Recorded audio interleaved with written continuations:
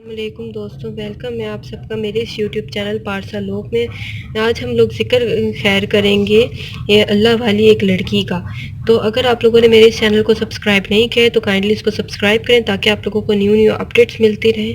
تو آئیے چلتے ہیں ہم لوگ اپنی آج کے ٹاپک کی طرف، جو ہے ذکر خیر اللہ والی ایک لڑکی کا۔ حضرت ذوالنون مصری رحمۃ اللہ علیہ فرماتے ہیں کہ میں مکہ مکرمہ کے ارادے سے ایک جنگل میں چل رہا تھا۔ مجھے پیاس کی ایسی شدت ہوئی کہ میں اس سے عاجز ہو گیا۔ قریب ہی ایک قبیلہ بنی مخزوم میں گیا۔ وہاں میں نے ایک بہت کم سن لڑکی جو کہ نہایت ہی حسین تھی دیکھا کہ وہ اشعار کے ساتھ گنگنا رہی تھی۔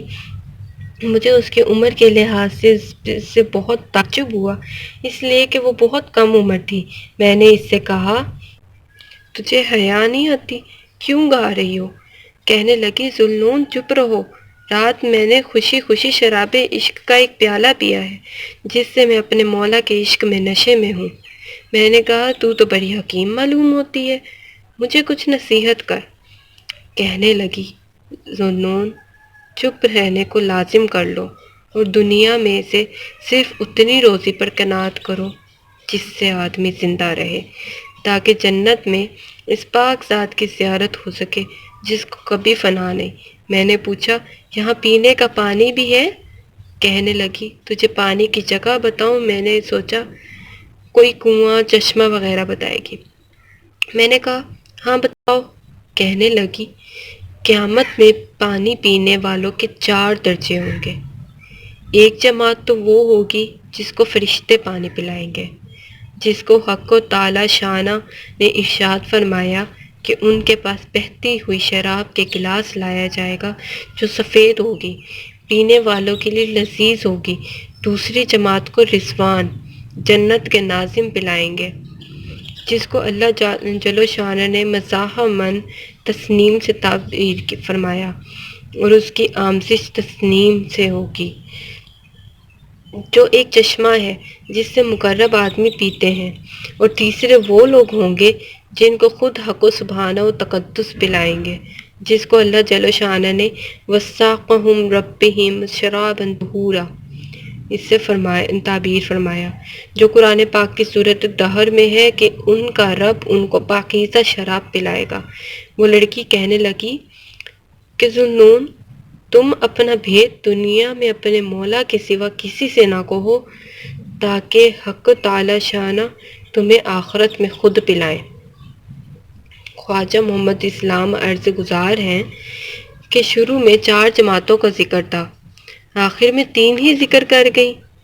شاید چوتھی جماعت وہ ہے جن کو 9 عمر لڑکے پلائیں گے کہ ان کے پاس ایسے لڑکے جو ہمیشہ لڑکے ہی رہیں گے، یہ چیزیں لے کر آمد و رفت رکھیں گے، آب خورے اور آفتابیں، اور ایسا جام شراب جو بہتی ہوئی شراب سے بھرا جائے گا۔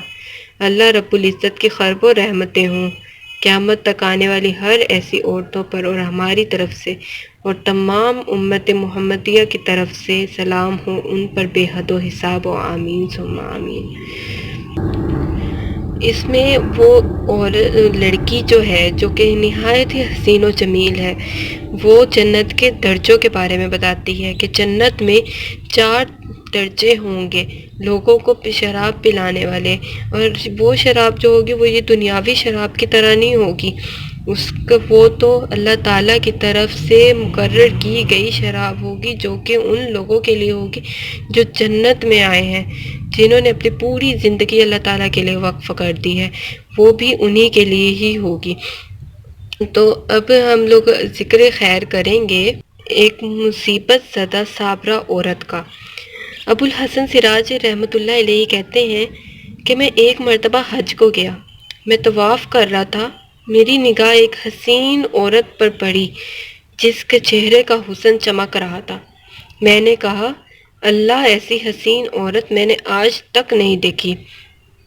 یہ اس کے چہرے کی ساری رونق اس وجہ سے تھی کہ اس کو کبھی رنج و غم نہیں پہنچا۔ اس نے میری یہ بات سن لی، کہنے لگی، تم نے یہ کیا کہا؟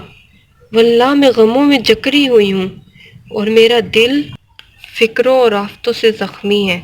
اور کوئی بھی میرے غموں میں میرا شریک نہیں رہا۔ میں نے پوچھا کیا ہوا؟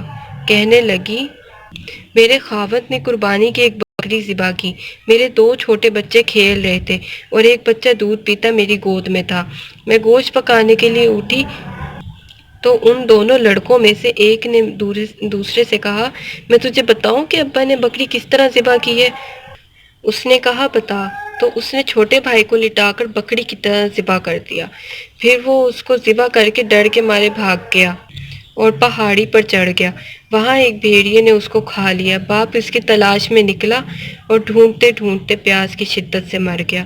میں دودھ پیتے بچے کو بٹھا کر دروازے تک گئی کہ شاید خاوند کا کچھ پتہ ملے، کسی سے ملے، تو وہ بچہ گھسیٹتا ہوا ہانڈی کے پاس پہنچ گیا جو چولہے پر رکھی ہوئی جوش سے پک رہی تھی۔ اس کو جو اس نے ہلایا وہ پکتی پکتی اس پر گر گئی، جس سے اس بچے کا سارا بدن کا گوشت جل کر ہڈیوں سے الگ ہو گیا۔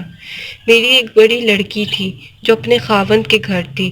اس کو جب اس سارے قصے کی خبر پہنچی تو وہ خبر سن کر زمین پر گر گئی۔ اسی میں اس کی بھی موت مقدر تھی، وہ بھی مر گئی۔ مقدر نے ان سب کے درمیان میں مجھے اکیلی کو چھوڑ دیا۔ میں نے کہا ان مصیبتوں پر تجھے کس طرح صبر آیا؟ وہ کہنے لگی جو شخص صبر اور بے صبری میں الگ الگ غور کرے گا وہ ان کے درمیان بہت بون بعید پائے گا۔ صبر کا انجام محمود ہے اور بے صبری پر کوئی اجر نہیں ملتا۔ پھر اس نے 3 شعر پڑھے اور چل دی، اور جن کا ترجمہ یہ ہے کہ میں نے صبر کیا اس لیے کہ صبر بہترین اعتماد کی چیز ہے، اور اگر بے صبری سے مجھے کوئی فائدہ پہنچ سکتا تو کرتی۔ میں نے ایسی مصیبتوں پر صبر کیا کہ اگر وہ مصائب سخت پہاڑوں پر پڑتے تو وہ پہاڑ بھی ٹکڑے ٹکڑے ہو جاتے۔ میں نے اپنی آنسوؤں پر قدرت پائی، بس ان کو نکلنے سے روک دیا۔ اب وہ آنسو اندر ہی اندر میرے دل پر گر رہے ہیں۔ اللہ رب العزت کی خربوں رحمتیں ہوں اس صابرہ عورت پر، ہماری طرف سے سلام ہو ان پر، اور قیامت تک آنے والی ہر مسلمان مرد کی طرف سے اور ہر مسلمان عورت کی طرف سے بے حد و حساب، آمین و ثم آمین۔ اس سے ہمیں یہ سبق ملتا ہے کہ اگر جب وہ عورت مصیبت زدہ ہو کر جس نے اپنا پورا خاندان گنوا دیا وہ پھر بھی صبر و شکر کر رہی ہے تو ہمیں تو اتنی مصیبتوں کا سامنا ہی نہیں کرنا پڑتا، تو ہم لوگ کیوں کر اللہ کا شکر ادا نہ کریں؟ اگر ہم لوگ صبر کریں، اللہ کا شکر ادا کریں تو ہمیں وہ ہر چیز مل جائے گی جس کے ہم لوگ خواہش مند ہیں۔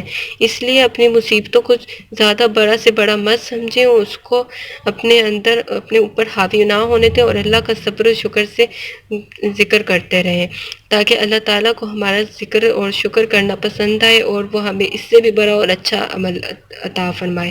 اور یہی عمل ہے جس سے ہم لوگ اپنی دنیا کو بھی سنوار سکتے ہیں اور اپنی آخرت کو بھی سنوار سکتے ہیں۔ بے شک آپ لوگ اپنی دنیا اور آخرت کو سنواریں، اور یہ صرف ماہ رمضان کے لیے ہی نہیں ہے۔ اگر آپ لوگ اپنی زندگی کے عمل کو ماہ رمضان کے مطابق پورے سال کے لیے بھی منتخب کر لیتے ہیں تو آپ لوگ اس سے بہترین عمل اور کوئی نہیں کر سکتے ہیں۔ تو دوستوں میرے اس چینل کو لائک، شیئر اور سبسکرائب کرنا مت بھولیے گا۔ اپنا خیال رکھیے گا، دعاؤں میں یاد رکھیے گا۔ اللہ حافظ۔